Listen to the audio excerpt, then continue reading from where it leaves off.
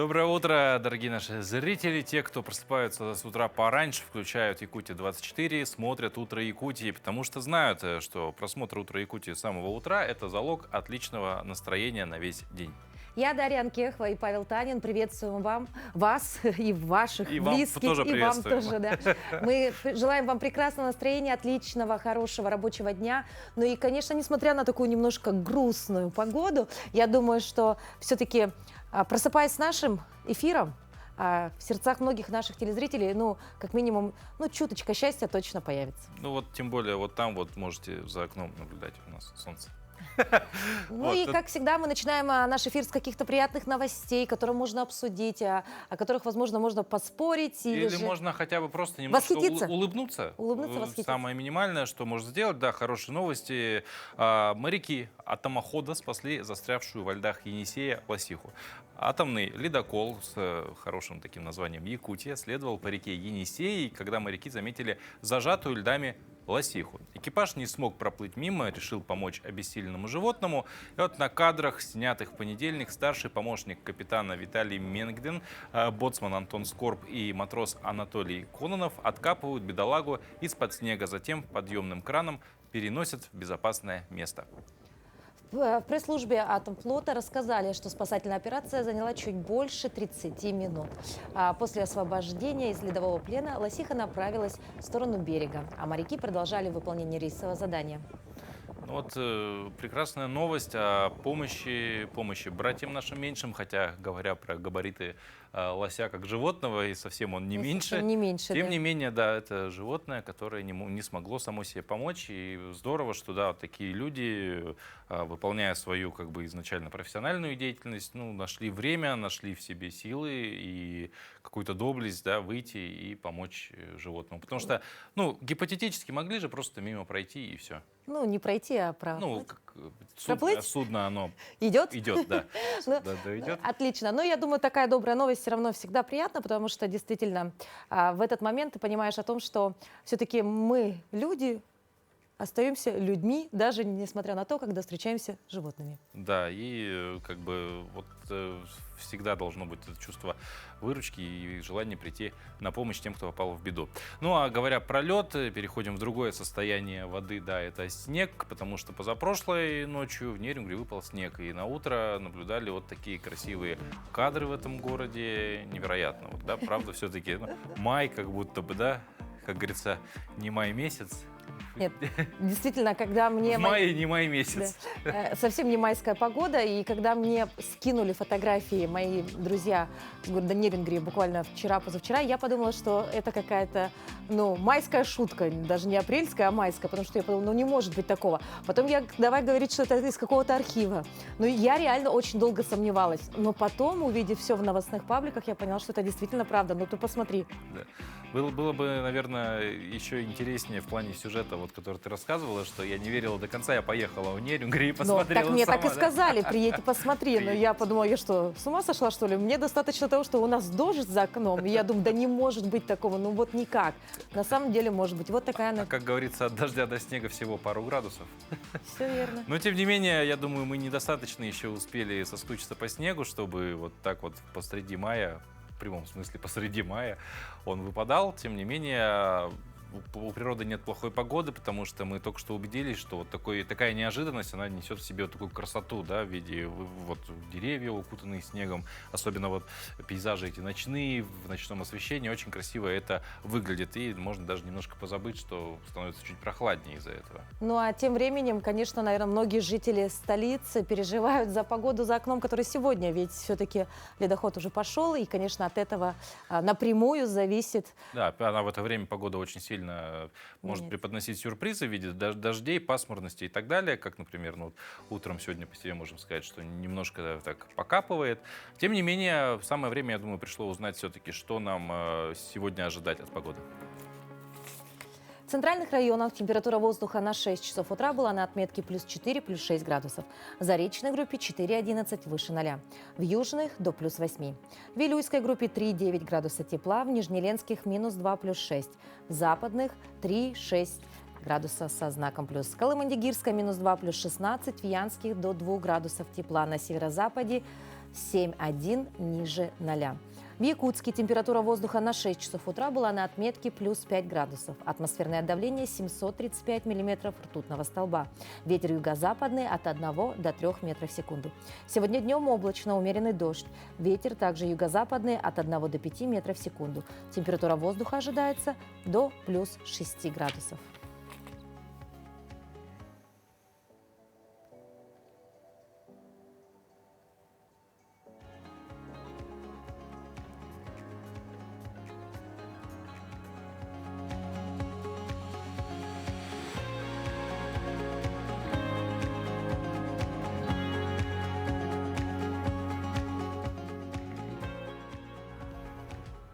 Несмотря на то, что мы все-таки соскучились по солнечным дням, но такая погода дождливая, все равно какая-то вот романтика своя в ней есть. Дождик покапывающий, вот эти лужицы, ну, когда они, так сказать, не озеро, а вот лужица такая легкая лужица, по которой можно пройти. Вот. Ну а для детей какая радость. Ты представляешь, Ой, тепло, и еще по этим лужицам не пройти, а вот прям попрыгать, так это вообще Да, и двойное удовольствие. Тут стоит задать вопрос самим себе, а когда мы перестали быть детьми, почему мы не можем также радоваться этим лужам? Ну попробуй сегодня, почему нет? Тем более есть много транспортных средств в виде самокатов и велосипедов, на Хотя бы которых так. можно спокойно, да, вновь погрузиться в детство, проехаться по луже, чтобы вот так, вах, все разлетелось в виде воды и так далее. Ну, а мы на этой теме, на этом моменте переходим далее. Скоро мы поговорим про одну замечательную акцию, которая в эти выходные пройдет в городе Якутске, не только в Якутске. Дадим небольшую подсказку, будет она проходить во многих музеях, но это все чуть-чуть попозже, а пока что наши коллеги из информационной службы расскажут о последних новостях.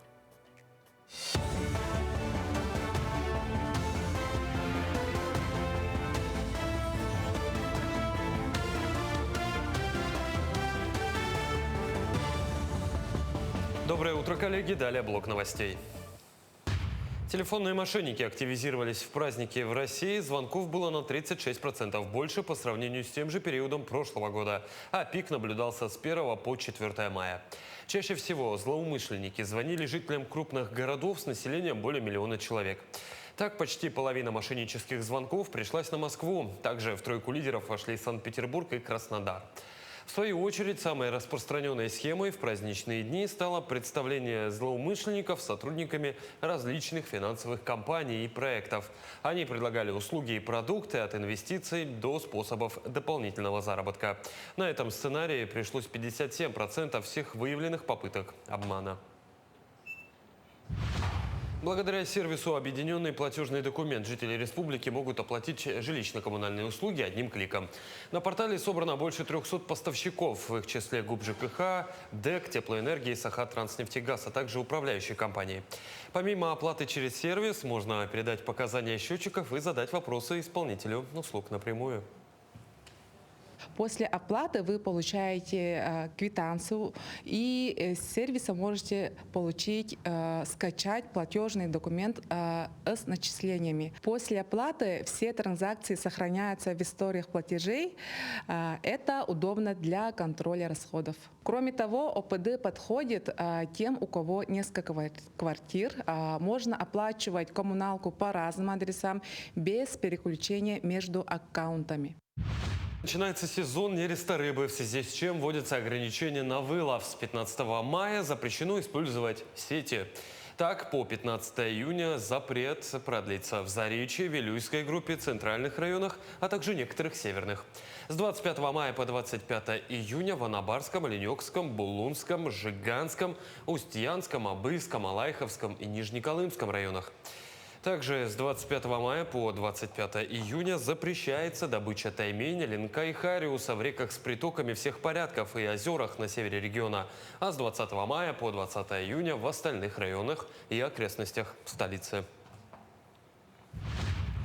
Тем временем в Усялданском районе охотничий сезон в самом разгаре. Более 2000 лицензий выдано на добычу водоплавающей дичи. Напомню, охота на селезней уток с подсадными утками открылась в Якутии с 25 апреля. В районе 6 охотничьих угодий, 2 из которых расположены на особо охраняемой природной территории. Все охотники проходят обязательный инструктаж, напоминающий о запрете на использование манков, ношение оружия без чехла и разведение костров. Каждый охотник Инструктаж по технике безопасности и пожарной безопасности, также соблюдение правил охоты. Проводятся совместные рейды с сотрудниками МВД и лесничества по выявлению нарушений и профилактике правонарушения. Среднеколымский краеведческий музей отмечает вековой юбилей непростой, но богатой историей. В декабре 2021 года местные интеллигенты Ковынин, Дауров и Березкин основали Колымский музей, собрав более сотни экспонатов для 5 отделов. Однако уже в марте 1922 музей пришлось закрыть из-за повстанческого движения, а коллекцию спрятать в холодном амбаре. Возрождение музейного дела произошло в 1965 году прошлого века благодаря краеведу. А самое интересное, еще есть в экспозиционном зале у нас детский шаманский костюм, который шили мальчику Михаилу Ивановичу Балаганчик, родившемуся в 1946 году. Примерно, предположительно, он шит был в 1949 году, когда ребенок заболел шаманской болезнью. И он был оберегом для данного ребенка. Ведем работу большую совместно с жителями, вот этнографический музей села Березовка и население Авенского национального поселка Березовка. Ну, продолжаем. И вот вопрос такой с утра. Даша, как много времени ты маникюру уделяешь? Ну, это обязательная процедура уже на протяжении, наверное, лет 15. Ну, раз в 2 недели обязательно хожу к мастеру. К мастеру. Все 15 лет или сначала сама? Нет, сама никогда, Всегда. сразу. Сразу с мастера начала? Да. Понятно. Ну, вообще, к чему я завел разговор про маникюр? Все просто. Сегодня отмечается день с таким названием интересным. День лака-маньяка. Ну, речь идет о лаке для ногтей. Одной из, наверное, базовых вещей, да, необходимых для маникюра. И по этому поводу хочется сегодня углубиться в историю его создания. Оказывается, как я выяснил, да, маникюр был известен как искусство еще в Древнем Египте. Там придавали большое значение внешнему облику. И, быть может, именно поэтому маникюр и разнообразные косметические средства, в том числе и прообраз современных лаков для ногтей, были известны и, понятно, совершенствовались там за 2000 лет до нашей эры. В целом, в разные периоды истории в качестве лака для ногтей использовали хну, мешали гумиарабик, воск, белки и соки растений, вываривали розовые лепестки, использовали еще десятки вариантов для создания лака. Вот. Ну а первый лак для ногтей, уже в современном понимании, был изготовлен в 1932 году в США Чарльзом Ревсоном. И, собственно, какого он был цвета, спросите вы, первый самый лак для ногтей? Ну, конечно же, ярко-красного. После этого маникюр с использованием лака быстро распространился по всему миру. Ну а далее мы расскажем о других событиях, отмеченных в календаре в этот день.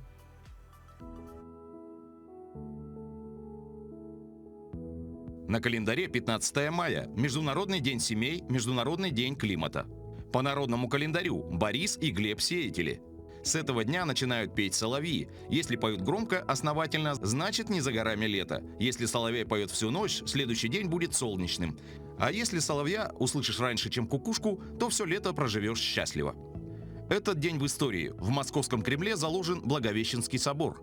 В Голландии пышно отметили рождение черного тюльпана. Основано Российское общество Красного Креста. Американка Эллен Черч стала первой в мире стюардессой. Состоялось открытие первой линии московского метрополитена. Состоялось открытие Крымского моста. В этот день родились Илья Мечников, русский и французский биолог, Нобелевский лауреат. Виктор Васнецов, русский художник, мастер живописи на исторические и фольклорные сюжеты. Пьер Кюри, французский ученый, физик, Нобелевский лауреат. Михаил Булгаков, советский писатель, драматург, театральный режиссер.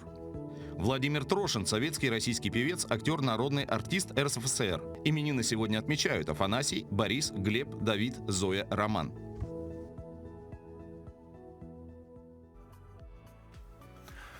Ну, как мы говорили чуть раньше, в эти выходные кое-что намечается, да, некое масштабное глобальное мероприятие, которому можно посвятить свое время, и чтобы в эти выходные суметь им насладиться, а не потратить выходные на просто отсыпание, валяние в кровати, нужно, конечно же, быть всегда в бодром состоянии, быть в тонусе, и тогда у вас все, конечно, получится.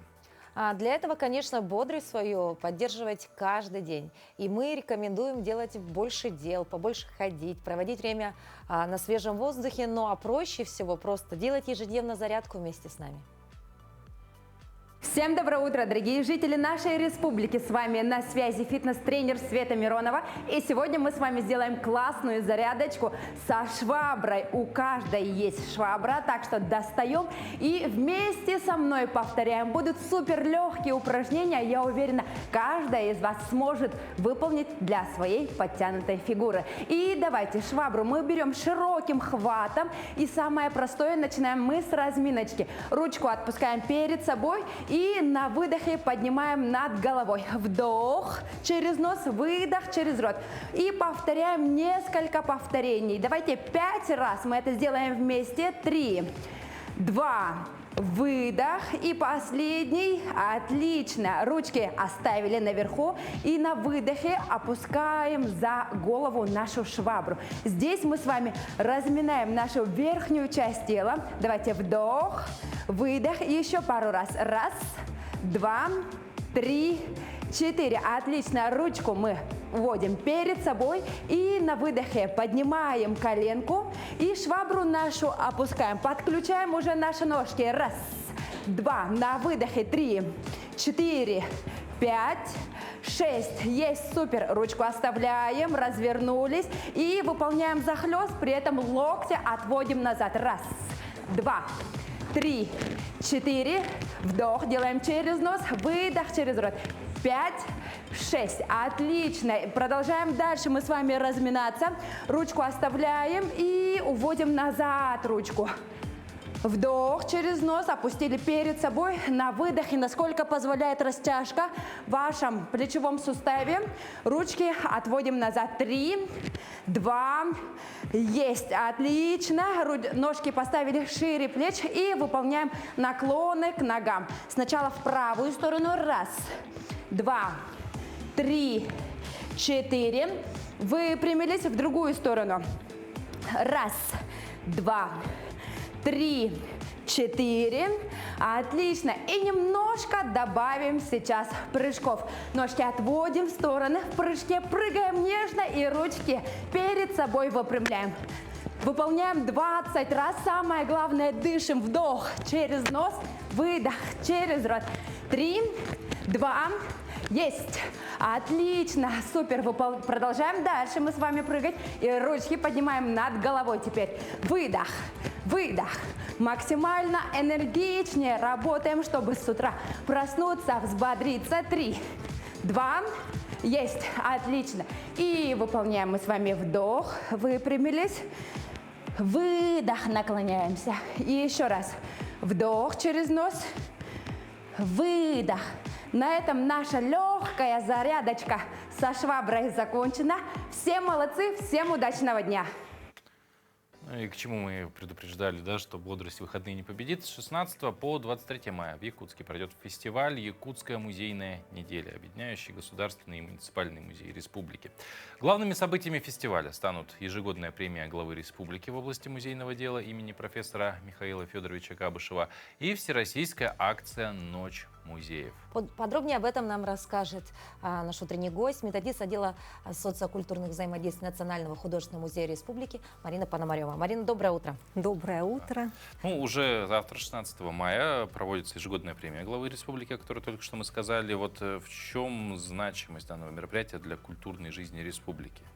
Вообще сегодня музеи играют огромную роль в деле сохранения мирового культурного наследия. Также это, конечно, уникальная площадка для коммуникаций, для общения людей самых разных занятий, возрастов.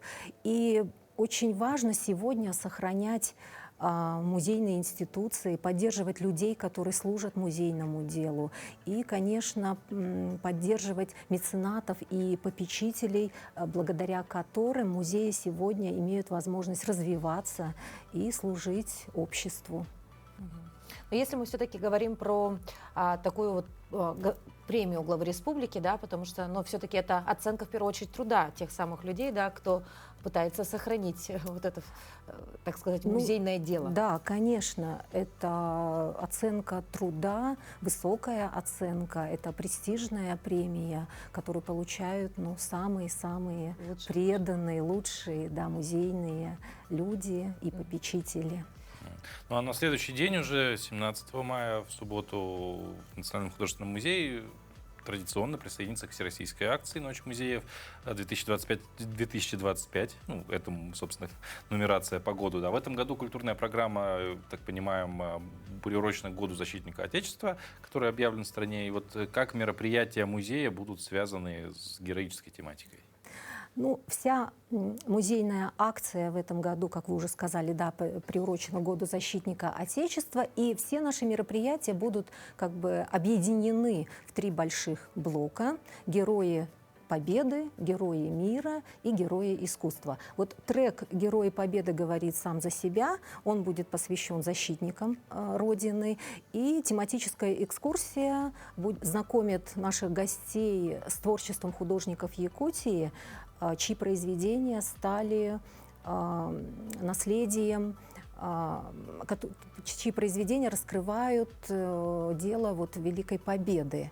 Ну, ключевым моментом этого трека станет презентация такого монументального, очень интересного, красивого по своему замыслу бюста маршала, великого полководца Георгия Жукова.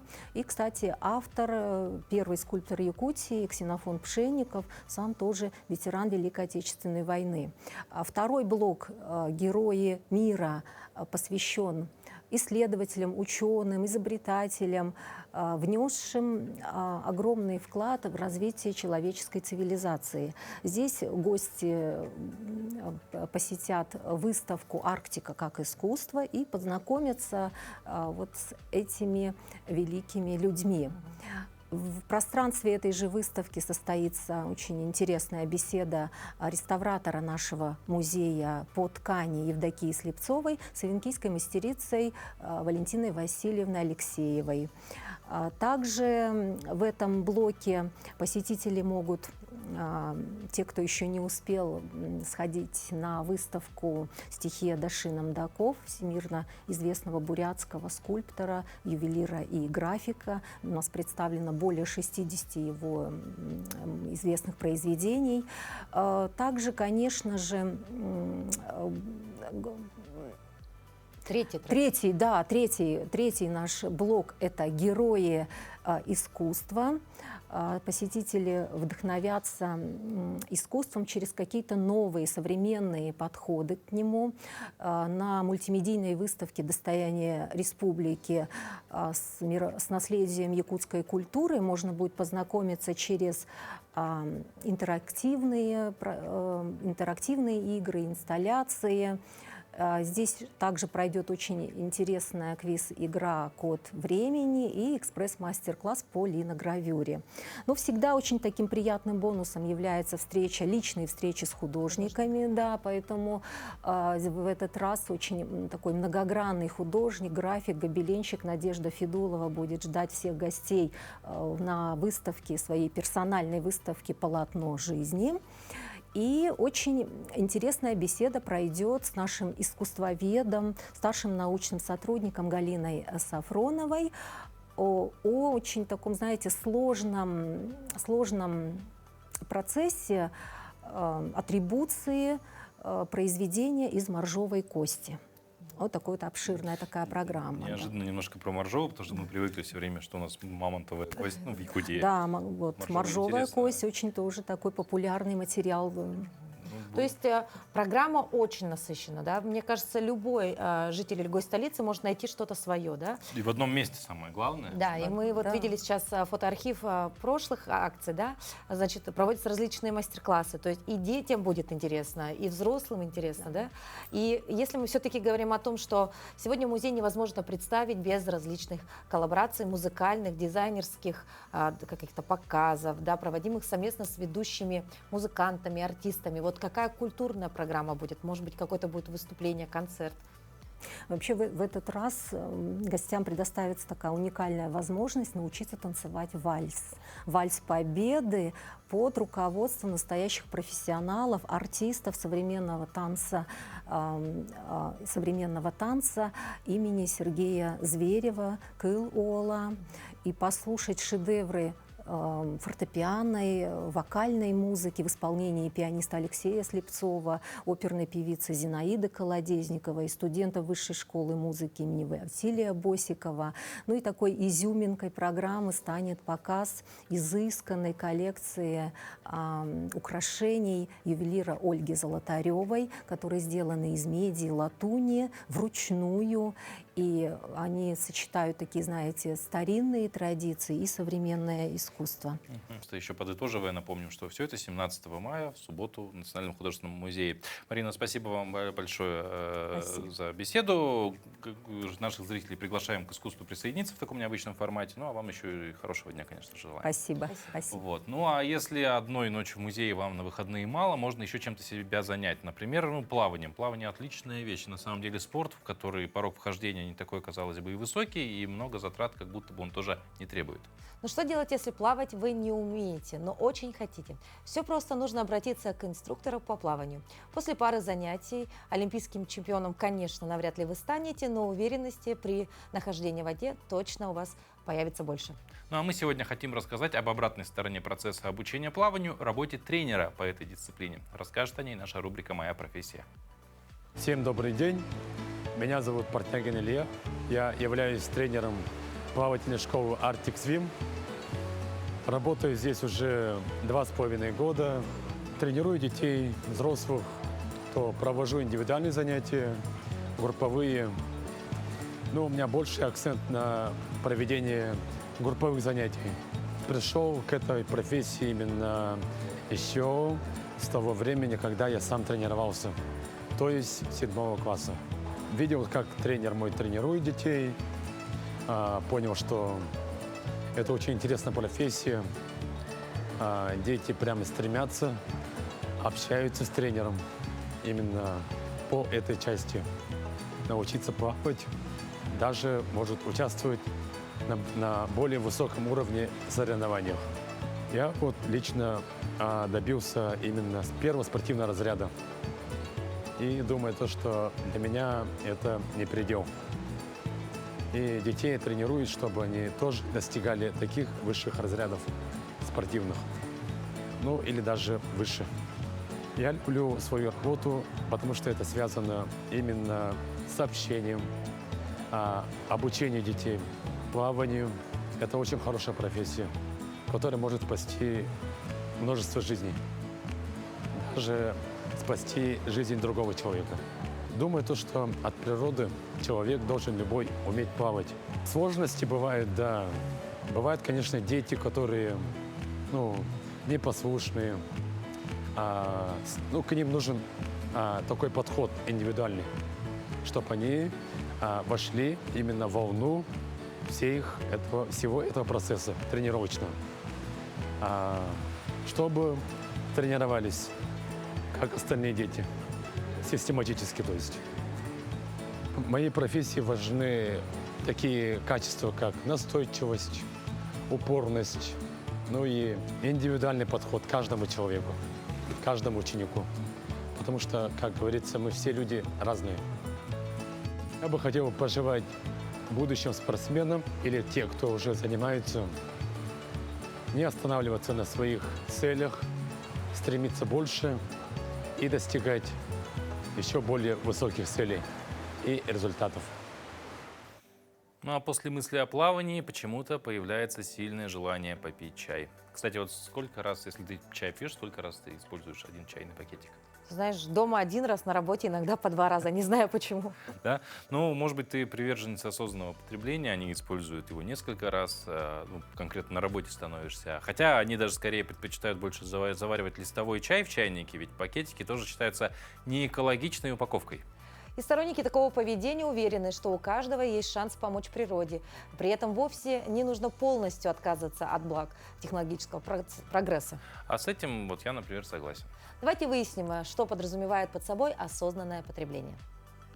Я их обычно, у меня на работе есть как раз станция приема, я туда их привожу.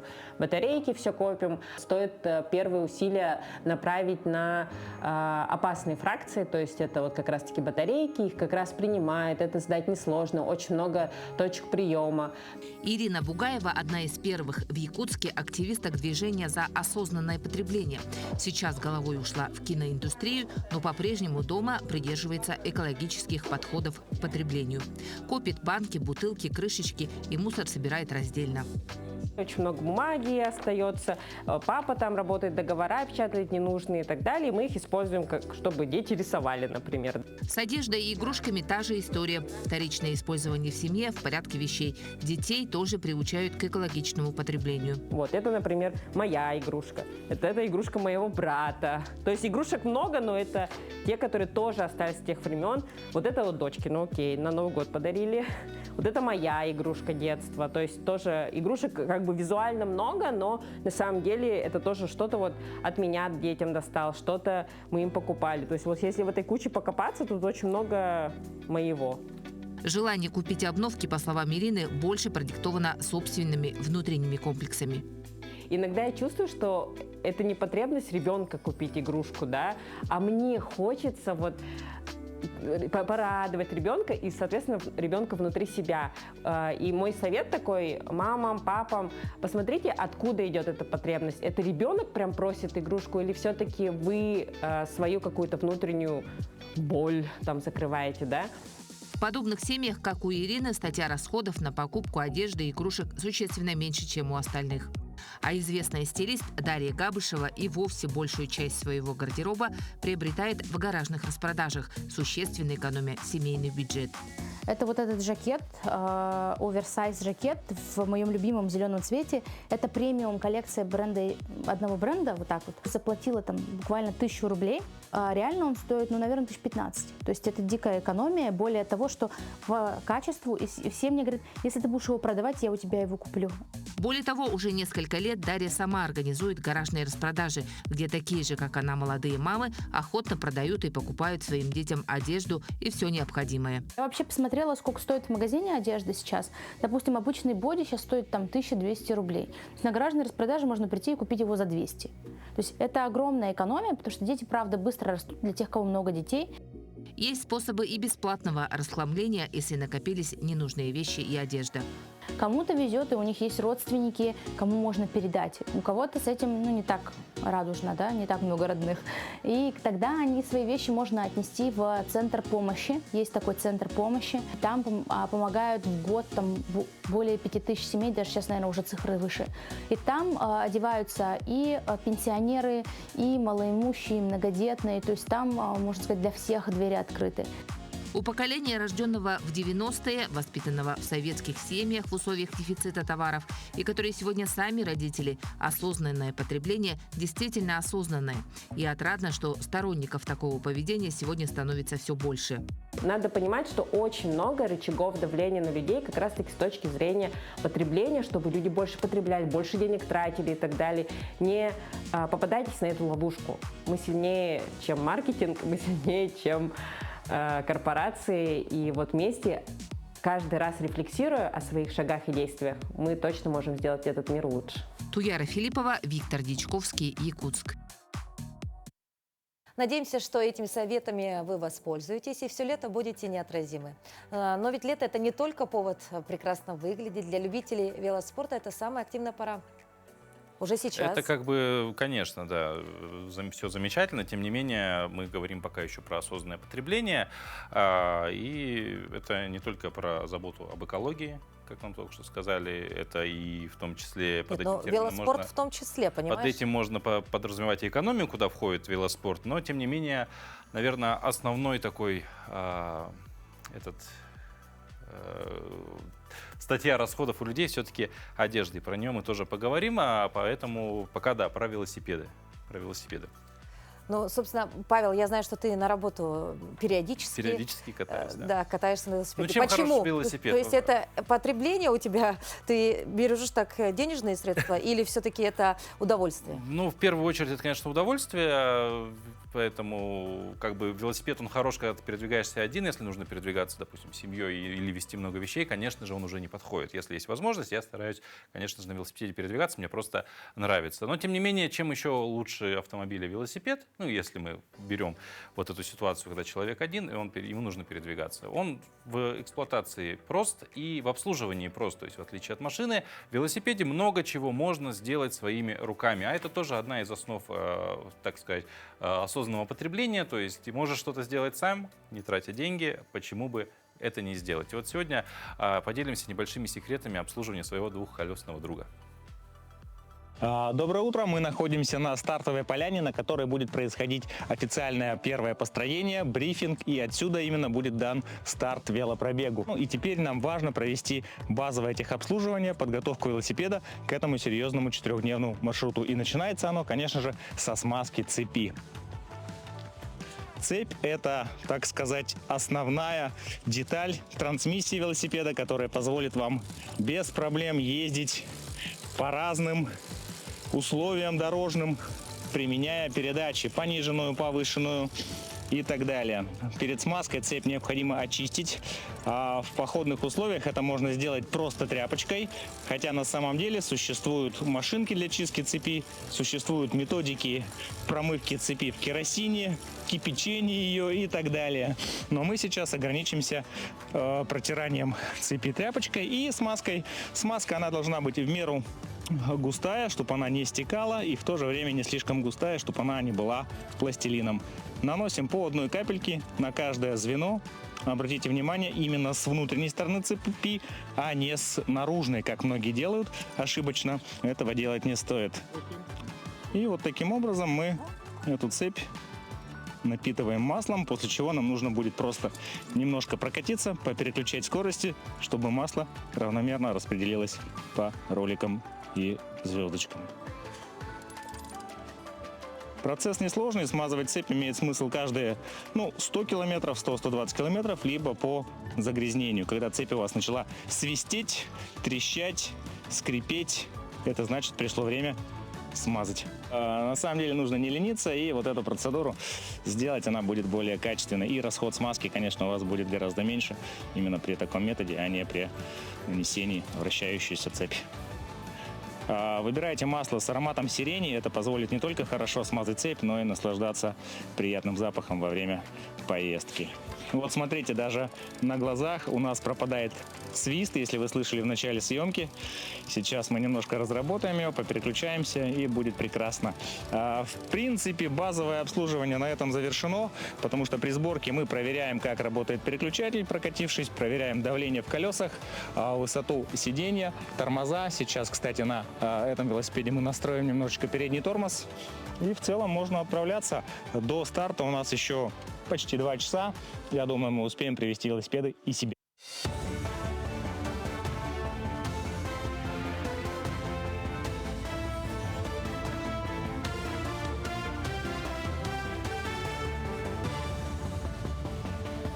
Мы продолжаем рассказывать о самых заметных событиях в республике, стране и мире. Штраф за курение на общих подъездных балконах составляет от 500 до 1500 рублей, напомнил зампред комитета по строительству и ЖКХ Госдумы Сергей Колунов. Жильцы, страдающие от запаха, при этом могут обратиться в полицию, управляющую компанию, Роспотребнадзор или даже в суд с требованием компенсации за нарушение санитарных норм, добавил депутат. По его словам, ограничения распространяются также и на кальяны.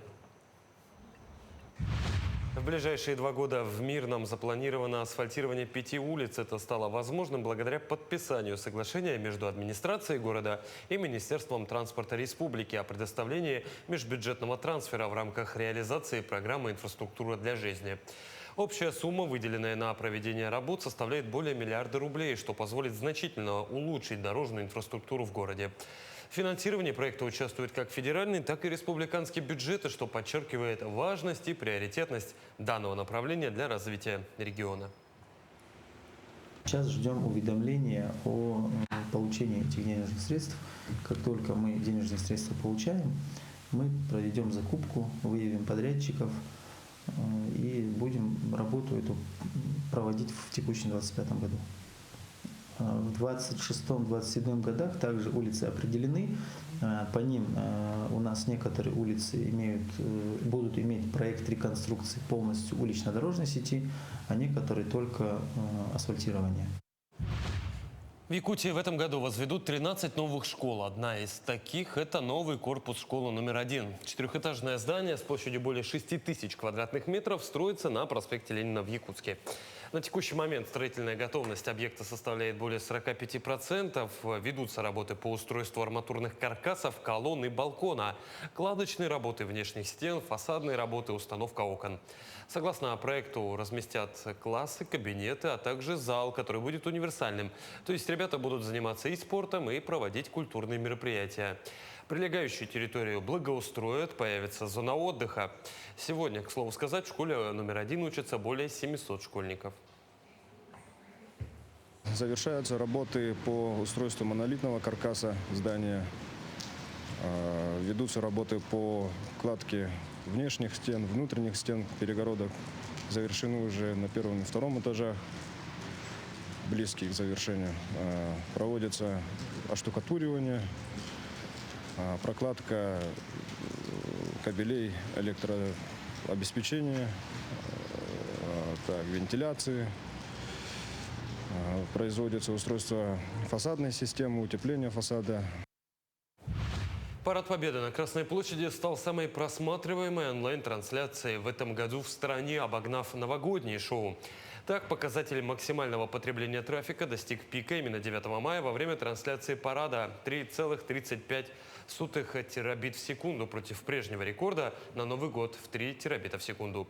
И хотя общее количество зрителей практически совпало, составив около 2 миллионов человек, интенсивность просмотров оказалась существенно выше у праздничного парада Победы.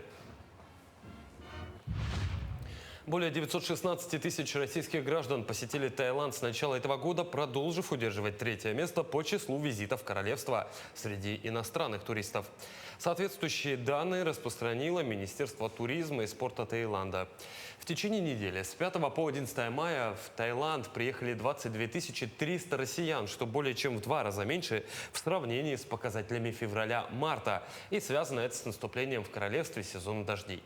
Число дальнемагистральных туристов сократилось, что является обычной тенденцией в низкий сезон.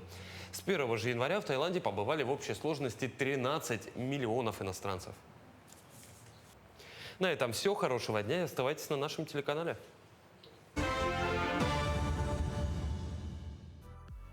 В апреле этого года в Якутии стартовал фестиваль детской анимации «Чудеса кино». Это уникальная возможность для юных талантов воплотить свои идеи в жизнь, создать собственный мультфильм и поделиться им с миром. Участие в нем примут различные творческие студии, школы, семьи и индивидуальные авторы короткометражных мультфильмов.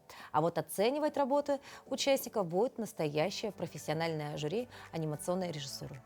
Подробнее о фестивале расскажут наши гости. Руководитель проектов регионального отделения общероссийского общественно-государственного движения детей и молодежи «Движение первых» в Республике Саха-Якутия, куратор направления «Равные возможности» Самат Шамуратов и руководитель фестиваля «Чудеса кино» Петр Николаев. Доброе утро. Доброе утро. Доброе утро. Вот. Ну, сразу хочется спросить, что нужно сделать, чтобы принять участие в фестивале «Чудеса кино». И вообще, можно ли еще подать заявку? Да. Конечно, сроки у нас еще есть. Заявочная кампания у нас ведется до 25 мая включительно, так что еще 10 дней есть. Для того, чтобы подать заявку, необходимо перейти на сайт будьдвижение.рф, в поисковике набрать «Чудеса кино», либо у нас в сообществе ВКонтакте можно найти ссылочку и по ней пройти и подать заявку. Касаемо, кто может стать участниками, да? Если это индивидуальный автор, то мы принимаем работу только от несовершеннолетних ребят. А если это командная работа, либо семейная, то здесь возрастных ограничений как таковых нет. Ну и, наверное, сейчас многие телезрители сидят и думают: так, хорошо, я несовершеннолетний или у меня вот есть семья. Что сделать-то мы должны в первую очередь? Какие критерии, да, оценки всего этого? Ну, по каким номинациям, наверное, Петр Петрович расскажет. У нас номинации следующие. Значит, «Пластилиновый мир». Это мультфильмы, сделанные руками пластилина. Также есть номинация... Подскажи. «Счастливый кадр». «Счастливый кадр». Это социальные ролики, посвященные на тему «Разное, но равное». То есть, где мы говорим об инклюзивном сообществе. Также есть, значит, анимация будущего, это с применением графических, ну, то есть с использованием графического планшета. Да. И, значит, перекладная анимация. Золотые ручки. Золотые ручки. Да, это наша... А вот касательно тематики, именно, наверное, сюжетной, есть ли какие-то строгие ограничения? Нет, как таковых нет. Здесь уже на фантазию. А по хронометражу есть ограничения? Ограничение 3 минуты. 3 минуты. То есть, по сути, если я вдруг решила там из пластилина сделать мультик со своим ребенком, все это дело я оформила в 3 минуты, я отправляю свою работу, правильно? Да, все верно. Все очень просто. Да. И очень многие дети сейчас на планшетах рисуют, да, тоже. Зачем просто так рисовать? Ну, нарисуй все, зафиксируй, как-то там. Но все равно оформить же надо как-то, правильно? Да, касаемо хронометража, чуть-чуть дополню. Плюс еще 2 минуты мы даем, то есть максимально это, чтобы были и титры, чтобы были указаны все авторы, да, чтобы мы имели понимание, то, что это действительно командная работа. Может, кто-то работал в озвучке, кто-то работал с монтажом, кто-то какие-то фильтры. Оператором. Да, оператором, да, конечно.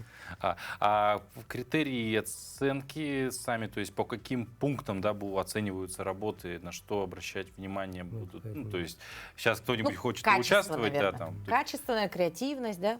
Да, там в основном креативность, социальная значимость, сюжетность, смысловая нагрузка, ну и фантазии, то, что хотят передать какую-то ценность. Следующий вопрос. Ну, значит, сидят, опять же, наши телезрители, вот сейчас видят работу и скажут, я тоже так могу, в принципе, да, вот подобную работу сделать.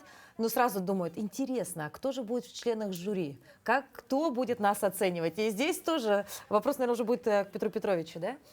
По поводу членов жюри, кто будет оценивать эти работы? Как правило, мы приглашаем, естественно, сотрудников или, допустим, профессиональных режиссеров. Если получится вытащить, как говорится, пригласить аниматоров. В прошлые года, допустим, у нас даже Союз мультфильм подключался на жюри. И поэтому, конечно, будет отобрано именно такое профессиональное люди, которые будут оценки делать.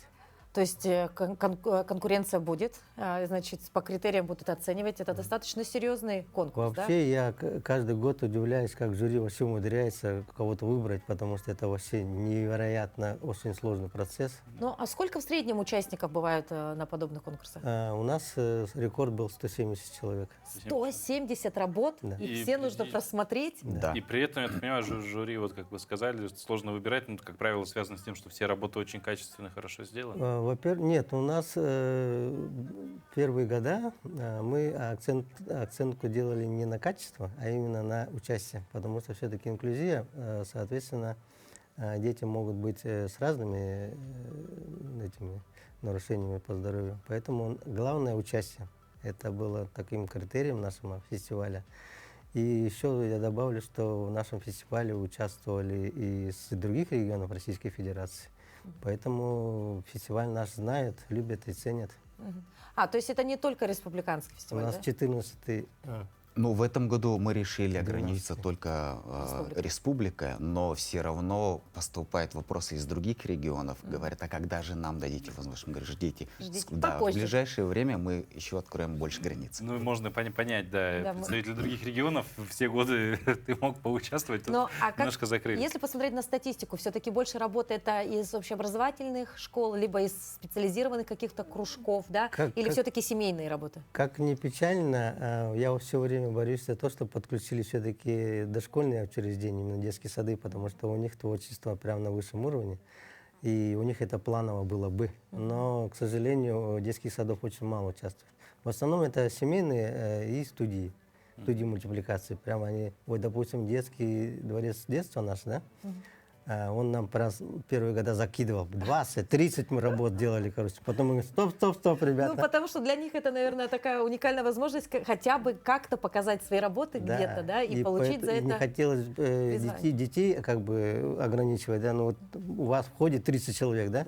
А вы говорите, 2 только участвуют, ну это же несправедливо. Поэтому они все 30, давай. Все 30. Ну вот мы сейчас видели некоторые работы, да, очень интересно, особенно посмотреть на пластилиновые мультики, да, но это вообще очень сложная работа. Это кропотливый труд. Это да, кропотливый там же каждое труд. движение. Но ты вот сейчас не заметил, там вот танк был сделан, у него каждая гусеничка была слеплена, а потом же еще надо, чтобы он двигался, этот танк. Да.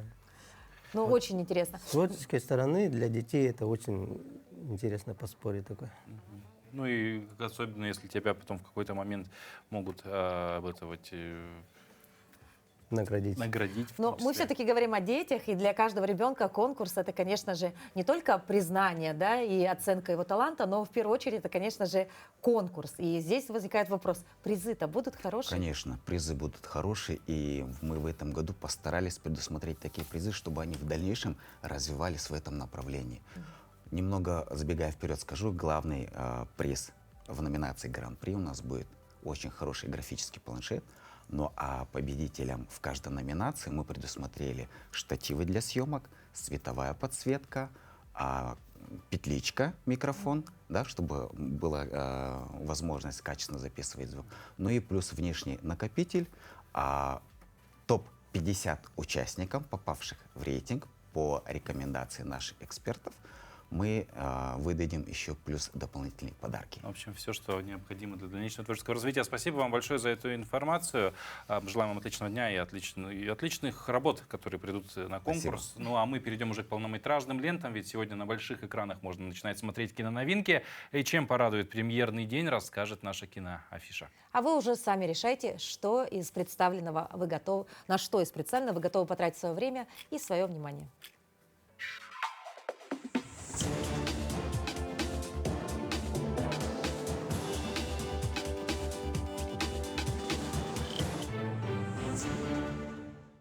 Есть у меня для вас одно дело. Кинотеатр «Центральный» на этой неделе приглашает всех любителей хорроров. Принадлежащий мне. Круги по воде, оставленные культовым фильмом «Челюсти» Стивена Спилберга, уже 40 лет расходятся по мировому кинематографу. Вот и австралийские ремесленники творческого цеха решили высказаться на тему страшной акулы в темных водах. Акулий триллер «Багровая отмель» расскажет о команде дайверов, которая получила заказ на подъем затонувшей машины с грузом золота. Однако попытка выполнить работу оборачивается для героев настоящим кошмаром, когда они наталкиваются на гигантскую акулу-убийцу. А в охоту за кладом включаются криминальные силы города. Главный хищник в фильме – бычья акула. Один из самых опасных видов акул для человека. Они агрессивны, непредсказуемы и обладают самой мощной силой укуса среди всех акул.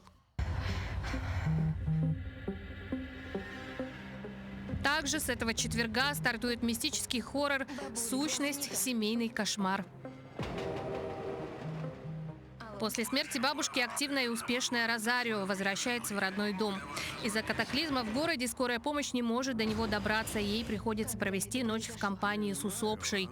Сосед сообщает, что бабушка очень скучала по внучке и каждую ночь молилась за нее. Однако с наступлением темноты дом превращается в портал к потустороннему, и на Розарио начинает нападать зловещая сила. Теперь ей предстоит узнать, кому на самом деле молилась бабушка. Звала по имени. Кобай-Энде. Сущность потустороннего мира. Чтобы спастись, главной героине нужно раскрыть тайны своего рода и положить конец этому семейному кошмару раз и навсегда. Неужели вы все еще здесь? Мы желаем вам отличного настроения и приятного просмотра.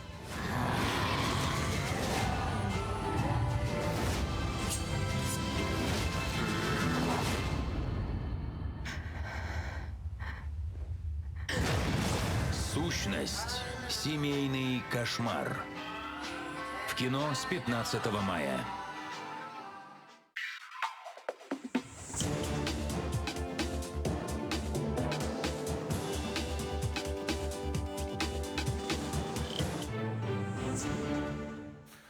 Вот так утро встретили. Желаем вам отличного дня, дорогие телезрители. А завтра мы Увидимся. встретимся.